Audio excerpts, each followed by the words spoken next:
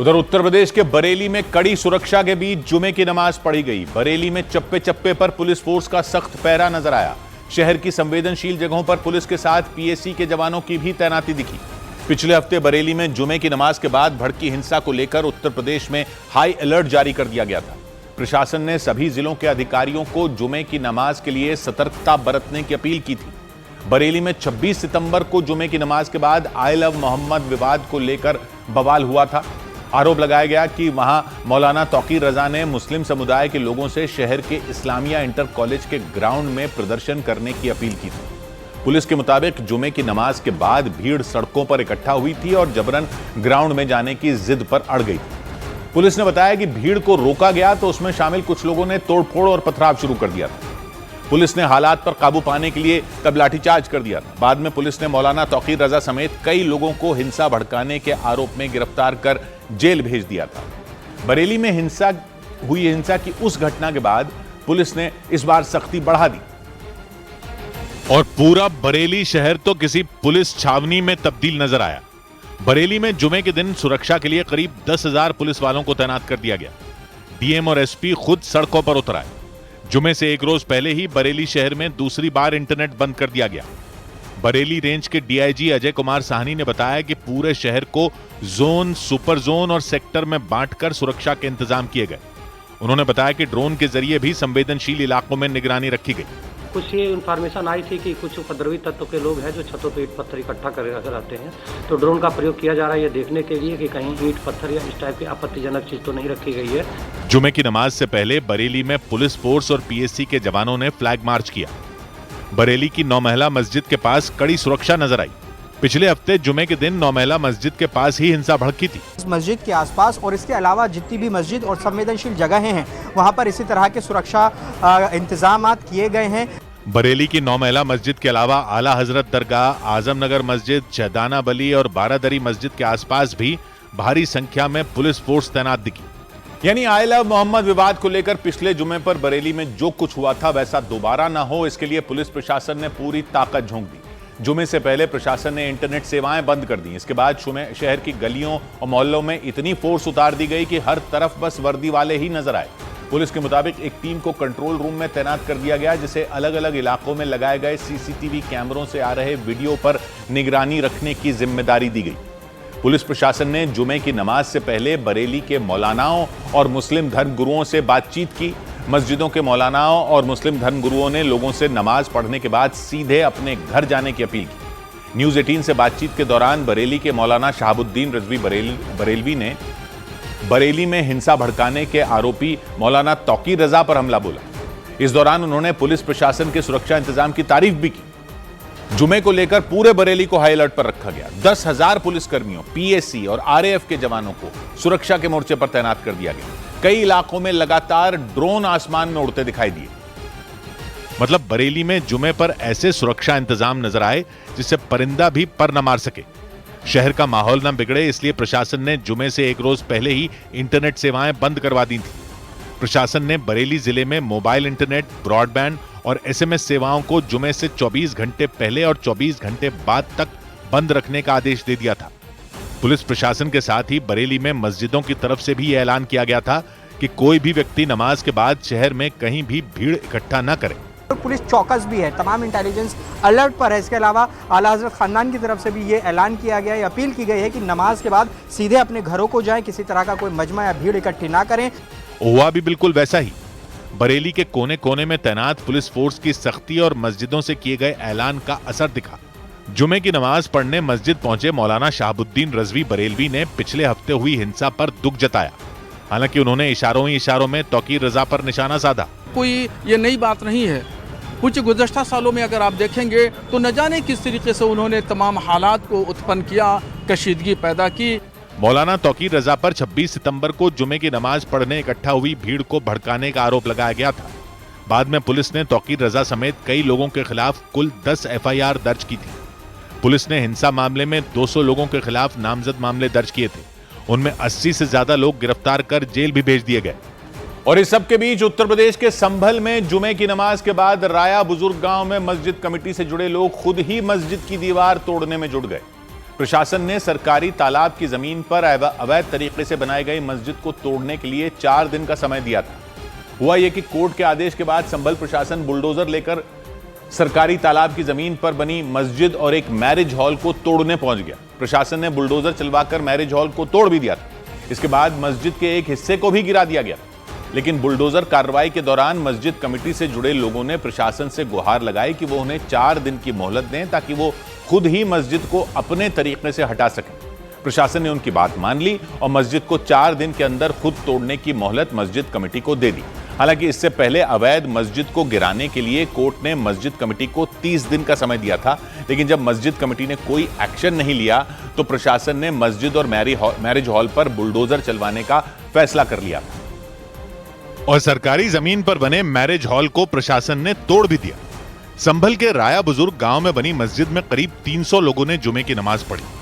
नमाज पढ़ने के बाद उनमें कई लोग मस्जिद की दीवार को तोड़ने में जुट गए। किसी ने मस्जिद की बाउंड्री वॉल तोड़नी शुरू कर दी तो कोई दीवारों का प्लास्टर तोड़ता दिखा। इस समय संभल में राया बुजुर्ग इलाके में हम हैं, जहां पर गांव के बीचों बीच बनी एक मस्जिद के ढांचे को यहां पर गिराया जा रहा है। देखेंगे मस्जिद का जो बाहरी स्ट्रक्चर है इसको मस्जिद कमेटी के लोग खुद गिरा रहे हैं। प्रशासन के मुताबिक मस्जिद का निर्माण करीब 10 साल पहले राया बुजुर्ग गांव के ही एक मौलाना ने करवाया था, लेकिन जांच में पता चला कि 510 वर्ग मीटर की ये मस्जिद जिस जमीन पर बनी थी वो सरकारी तालाब की थी। राजस्व विभाग ने एक सर्वे के दौरान इसका पता लगाया था। यहाँ पर प्रशासन का कहना था कि अवैध अतिक्रमण से बनाई गई थी और ये जो ज़मीन है, ये ज़मीन का जो हिस्सा है वो खाद बनाने के लिए इस्तेमाल होना था, लेकिन यहाँ पर आप देखेंगे मस्जिद कमेटी के लोग खुद इस स्ट्रक्चर को गिराने में यहाँ पर जुट गए हैं। राया बुजुर्ग गांव में मौजूद इस मस्जिद पर प्रशासन की कार्रवाई के खिलाफ मस्जिद कमेटी ने इलाहाबाद हाईकोर्ट का दरवाजा भी खटखटाया। मस्जिद कमेटी की तरफ से कोर्ट में एक याचिका दाखिल की गई जिसमें मैरिज हॉल और मस्जिद को गिराने के सरकारी आदेश को रद्द करने की मांग की गई। हालांकि अवैध मैरिज हॉल को प्रशासन पहले ही जमींदोज कर चुका है और मस्जिद को उससे जुड़े लोगों ने खुद ही तोड़ना शुरू कर दिया। उधर यूपी के आजमगढ़ में एक मस्जिद की मीनार पर सऊदी अरब का झंडा लगाए जाने पर हंगामा हो गया। उत्तर प्रदेश के आजमगढ़ में एक मस्जिद पर सऊदी अरब का झंडा लगाए जाने से हड़कंप मच गया। मामला अतरौलिया थाना क्षेत्र का रहा। हालांकि सूचना मिलने पर पुलिस ने उस झंडे को उतरवा दिया और उसे मस्जिद पर लगाने वालों की तलाश तेज कर दी। सौहार्दपूर्ण वातावरण को दूषित करने के उद्देश्य से ऐसा किया गया था। उत्तर प्रदेश के मुजफ्फरनगर के रहने वाले नदीम नाम के व्यक्ति ने मुंबई से आई लव मोहम्मद विवाद को लेकर विवादास्पद वीडियो जारी किया, जिस पर हंगामा खड़ा हो गया। इस मामले में पुलिस ने उसके खिलाफ केस दर्ज कर लिया और उसकी गिरफ्तारी के लिए टीम बना दी। मुंबई में इसने वीडियो बनाई थी और बुढ़ाना में इसका मुकदमा लिखवा दिया गया है और इसकी गिरफ्तारी के लिए जो है टीमें गठित कर दी गई हैं। उत्तर प्रदेश के बागपत में मामूली बात पर शुरू हुए झगड़े में 2 पक्षों के बीच जमकर मारपीट हुई। बताया गया कि वहां बड़ौद थाना क्षेत्र में एक कार ने एक लड़की को हल्की सी टक्कर मार दी। इसी बात पर भड़के लड़की के परिवार वालों ने कार चला रहे व्यक्ति की पिटाई कर दी। जानकारी मिलने पर कार ड्राइवर के जानने वाले भी वहां पहुंच गए। इसके बाद तो दोनों गुटों में भयंकर लड़ाई हो गई। उधर दावा किया गया कि पाकिस्तान के कब्जे वाले कश्मीर में पाकिस्तानी सेना ने गोलियां बरसाकर 50 से ज्यादा लोगों की जान ले ली। वो सभी पीओके के अलग अलग शहरों में पाकिस्तान की सरकार और सेना के खिलाफ प्रदर्शन कर रहे थे। वहां के मुजफ्फराबाद, कोटली और मीरपुर समेत तमाम शहरों में विद्रोह की चिंगारी धीरे धीरे विकराल आग में बदल गई।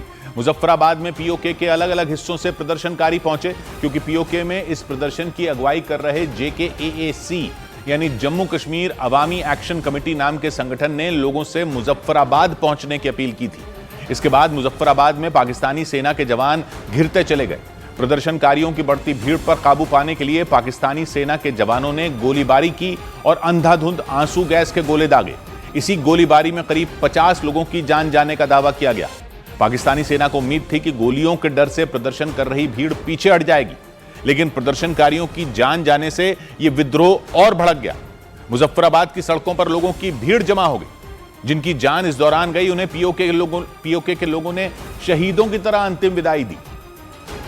क्योंकि पाकिस्तान की सेना और सरकार पर यह आरोप लगे कि उसने अपने कब्जे वाले कश्मीर में जारी आंदोलनों को दबाने के लिए 50 से ज्यादा प्रदर्शनकारियों को गोलियों से छलनी कर दिया। वहां पिछले कुछ दिनों से विद्रोह की आग लगातार बढ़ती जा रही है। पीओके यानी पाकिस्तान के कब्जे वाले कश्मीर के कोटली, मुजफ्फराबाद और मीरपुर समेत कई शहरों में आजादी की मांग करने वाले प्रदर्शनकारियों पर पाकिस्तानी सेना ने कहर बरपा दिया। मुजफ्फराबाद में तो प्रदर्शनकारियों को दौड़ा दौड़ा कर मारा गया, उन पर गोलियां चलाई गईं, जिससे करीब 50 लोगों की मौत हो जाने की खबरें सामने आईं।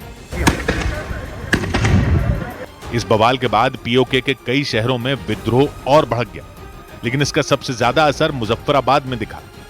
इस प्रदर्शन की अगुवाई करने वाले JKAAC यानी जम्मू कश्मीर अवामी एक्शन कमेटी नाम के संगठन ने पीओके के अलग अलग शहरों के लोगों से मुजफ्फराबाद पहुंचने की अपील की थी, जिसके बाद जत्थों के जत्थे उस तरफ बढ़ चले और फिर देखते ही देखते कोटली और मीरपुर समेत पीओके के कई शहरों से प्रदर्शनकारियों की भीड़ मुजफ्फराबाद में जुटनी शुरू हो गई। इससे बौखलाई पाकिस्तानी सेना ने वहां लगातार आंसू गैस के गोले दागे। प्रदर्शनकारियों पर जितनी हो सकती थी उतनी सख्ती बरती गई, लेकिन उनका हौसला भी टस से मस नहीं हुआ। गोलीबारी में उनके साथियों की जान जाने से उनका पारा और चढ़ गया। इसके बाद तो मुजफ्फराबाद की सड़कों पर लोगों का हुजूम इकट्ठा हो गया। प्रदर्शनकारियों ने सड़कें घेर ली और वहीं धरने पर बैठ गए। शहर के मुख्य चौराहों पर प्रदर्शनकारियों ने कब्जा जमा लिया तो पाकिस्तानी पुलिस ने दूसरे रास्तों से गुजर रहे उनके साथियों को दबोचना शुरू कर दिया। कई प्रदर्शनकारियों को हिरासत में ले लिया गया। उन्हें पाकिस्तानी पुलिस और सुरक्षा बल के जवान मारते पीटते हुए गाड़ियों में बैठाकर अपने साथ ले गए। मतलब मुजफ्फराबाद की तरफ बढ़ती भीड़ को रोकने के लिए पाकिस्तानी सेना और पुलिस ने अपने सारे घोड़े खोल दिए। वहां बेतहाशा फायरिंग हुई। मुजफ्फराबाद में मौजूद पाकिस्तानी सुरक्षा बल के जवानों ने प्रदर्शनकारियों पर आंसू गैस के गोलों की झड़ी लगा दी। पुल के एक तरफ पुलिस और सेना के जवान थे तो दूसरी तरफ हजारों की तादाद में प्रदर्शनकारी। जैसे जैसे सेना और पुलिस ने सख्ती दिखाई, प्रदर्शनकारियों का जोश भी बढ़ता चला गया। वहां एक चौराहे पर जुटे हजारों लोग पाकिस्तानी सेना और सरकार के खिलाफ लामबंद हो गए। उन्होंने गोलीबारी में मारे गए अपने साथियों की मौत के लिए पाकिस्तानी सेना को जिम्मेदार ठहराया। फायरिंग कर दी, लानत है तुम पे। मुजफ्फराबाद के कई हिस्सों में पाकिस्तानी पुलिस और सेना के जवानों ने प्रदर्शनकारियों को हिरासत में भी लिया। पुलिस और सेना के जवान उन लड़कों को मारते पीटते पुलिस की गाड़ियों में बैठाकर अपने साथ ले गए। रियासत जो है हमारे नौजवानों के ऊपर न सिर्फ FIR कर रही है बल्कि उनको उठाकर पाबंदी सलासल किया जा रहा है। कुछ प्रदर्शनकारियों की मौत और कई लोगों की गिरफ्तारी के बाद तो मुजफ्फराबाद में बवाल और बढ़ गया और फिर तो भीड़ ने मानो आपा खो दिया। मुजफ्फराबाद में प्रदर्शन कर रहे लोग गुस्से से पागल हो गए। उन्होंने पाकिस्तानी सुरक्षा बल की गाड़ियों में जमकर तोड़फोड़ कर दी। पाकिस्तानी सेना और पुलिस के जवानों को खदेड़ दिया, उन्हें बुरी तरह पीटा और उनसे अपने साथियों की मौत का बदला लिया। प्रदर्शनकारी इस बात से बुरी तरह बौखला गए कि पाकिस्तानी सेना ने उनके कई साथियों की गोली मारकर जान ले ली। इसके बाद मारे गए प्रदर्शनकारियों की अंतिम यात्रा में हजारों लोग उमड़ पड़े। उनके ताबूतों पर झंडे लपेटकर उन्हें शहीदों की तरह विदाई दी गई। इस दौरान हजारों लोग उनकी शोक सभा में उनके लिए प्रार्थना करने पहुंचे। इसके बाद तो मुजफ्फराबाद में प्रदर्शनकारियों की भीड़ ने कम होने का नाम ही नहीं लिया। पीओके के कई शहरों से वहां प्रदर्शनकारी पहुंचे। इससे मुजफ्फराबाद में मौजूद पाकिस्तानी सैनिकों की मुश्किल और बढ़ गई, क्योंकि मुजफ्फराबाद में मौजूद गुस्से से बौखलाई भीड़ ने वहां मौजूद पाकिस्तानी सेना के जवानों को निशाना बनाना शुरू कर दिया। उनकी गाड़ियों में तोड़फोड़ कर दी। कई प्रदर्शनकारी खंभों पर चढ़ गए और उन्होंने वहां लगे CCTV कैमरे उखाड़ दिए। ये वही कैमरे थे जिनके जरिए पाकिस्तानी सेना और पुलिस उन पर नजर रख रही थी। इस दौरान जिन प्रदर्शनकारियों की जान चली गई, उनकी अंतिम यात्रा के लिए हजारों लोगों की भीड़ उमड़ पड़ी। मुजफ्फराबाद में गोलीबारी में जान गंवाने वाले प्रदर्शनकारियों को झंडों में लपेटकर उन्हें विदाई दी गई। वो वहाँ पे आए और उन्होंने हमारे पंडाल के ऊपर डायरेक्ट फायरिंग की है, जिसके एविडेंस हमारे पास मौजूद है। हम उसकी वजह से हमारा एक नौजवान शहीद हो गया। मुजफ्फराबाद में प्रदर्शनकारियों की जान जाने की खबर जंगल में आग की तरह फैली और इस आग की जद में पीओके के कई शहर आ गए। रावलाकोट और कोटली से सैकड़ों प्रदर्शनकारियों ने मुजफ्फराबाद की तरफ कूच कर दिया। गाड़ियों से, मोटरसाइकिलों से और यहां तक कि पैदल भी लोग मुजफ्फराबाद पहुंचने लगे। मुजफ्फराबाद की सीमा पर लोगों का तांता लग गया। मतलब मुजफ्फराबाद के अंदर तो जो बवाल हुआ सो हुआ, दूसरे शहरों से भी लोग वहां पहुंचने लगे और पाकिस्तानी सेना बीच में फंस गई।